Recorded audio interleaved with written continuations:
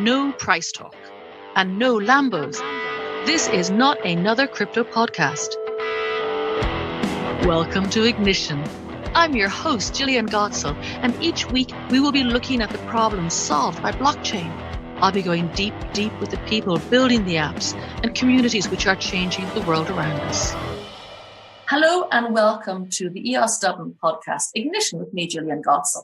Today I'm talking to Jonathan DeCarteret. Am I saying your surname correctly? Yes, thank you for having me. Yes, that's entirely correct. It's a French name, is it? DeCarteret? Almost. Jersey. Halfway Jersey. There. Oh, that's nice. Okay, oh, very nice. Well, Jonathan, you're the CEO and co-founder of INDX. Is that how I'm pronouncing it correctly? Or do you say INDX? Yes. Index? Yeah, Index. Yeah, and we met in Malta last week. So tell me, what were you doing in Malta? Well, Malta hosted the blockchain summit last week. And we're conducting a fundraising campaign for our STO. So it was perfect timing for us to meet investors and suppliers in the industry and just connect, really. Brilliant. So now your business, the INDX or the Index, you said it's all about masternodes. Tell me, what are masternodes? Difficult question to answer simply.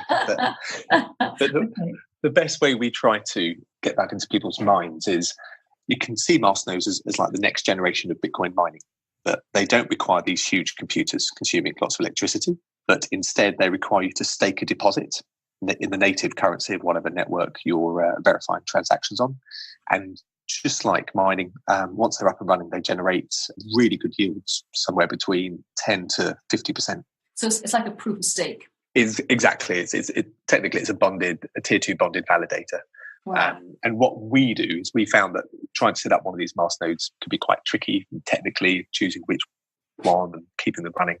And so we've devised the Index token, where people just buy our token, and then we collect the rewards from all the masternodes that we stake in our fund, and then we distribute a dividend back to our token holders every quarter. Oh, it's cool. So it makes it easy for people who want to invest but don't have the techie know-how or interest or time. Exactly. Yeah, it takes away all that kind of maintenance and selection issue and just gives you that frictionless exposure to what we think is a really wonderful asset. And where are you at now? Are you in pre-sale? Are you in private sale? Whereabouts are you?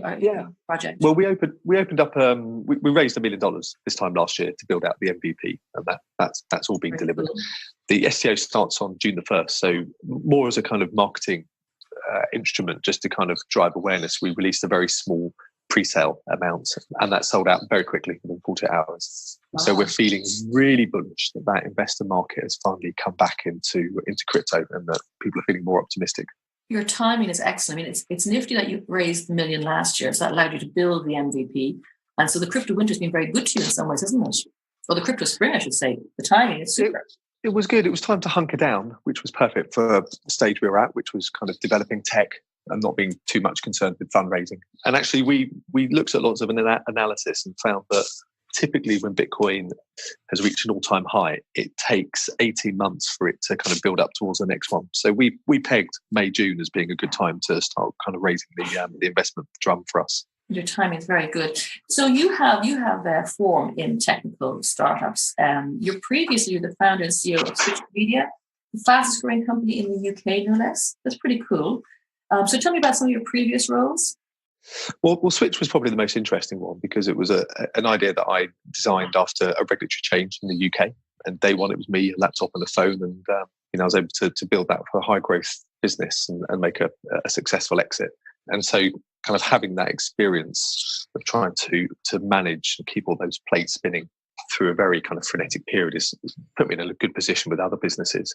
Most notably, I think, was one of the first property crowdfunding platforms called Launchpad PLC, which was launched and with a major insurance business. And again, that gave us really good exposure onto how to deal with this kind of regulatory framework that's changing, how to structure all these kind of financial deals so they're kind of compliant, and all the things that's really come into play and given me a little bit of a head start running Index, which essentially is a fund within crypto. And also, you have the finance, you have the entrepreneurial experience, and your degree was in AI. So it's a nice sort of tie-in. I mean, do you find that your degree is helping you hugely? I know it's like probably a long time ago, not that you're very old or anything like that, but you're kind of ahead of the mark. People are doing AI there aren't that many. Well, they're coming through. But anyway, has it been helpful for you? Yes, it has. Yeah. I mean, it was really embryonic. I graduated 20 years ago, and there were only 3 universities in the country that offered an AI course at that time. Nottingham was by far the leader in that. And what was really interesting is they split the course between a kind of psychology element and a neurological element to really understand what goes on in the human brain. And then the other part was much more tech and how you codify that and build up knowledge-based systems and machine learning and neural networks and all the things that we know today. But I think what it really equipped me with was a better psychological understanding of how we make key decisions, how we process information, and how we're influenced. Because AI is much bigger than just programming. It takes in emotion and influencing all those kind of human characteristics that are difficult for us to program. Wow. Okay, so an early adopter in that sense. So with regard to blockchain and Bitcoin and everything there, when did you first stumble across it? You there from the very start?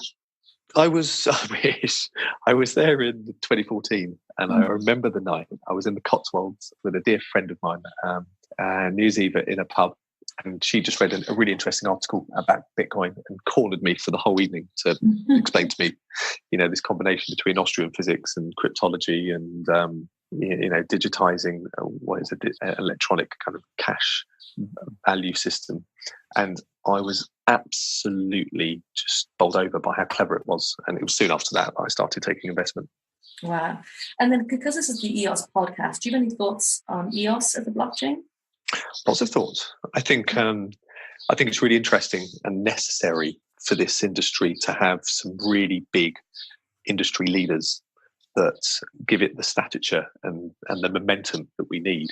The kind of hackneyed comparison to the early days of the internet is still really relevant, I think, in that we do need these kind of big companies to kind of forge the way forward. And I think EOS, with its war chest, with its really clever strategic use of funding to people like SVK in the UK and the Block 21 organisation, consensus mechanism, and using DPoS to verify transactions, I think it's really kind of lends a path for other smaller companies to not only follow, but also in the future potentially challenge and disrupt. It's interesting, actually. Both you and Block One have chosen June 1 as an important date because they're making a big announcement. We're not quite sure what, presume it's roadmap, whatever. When you're launching your STO on June 1st as well, obviously a very auspicious day. Exactly. It's a lucky day, let's hope. Yeah, no, sure is. And then tell me finally, will you go back to Malta at the end of the year again? For sure.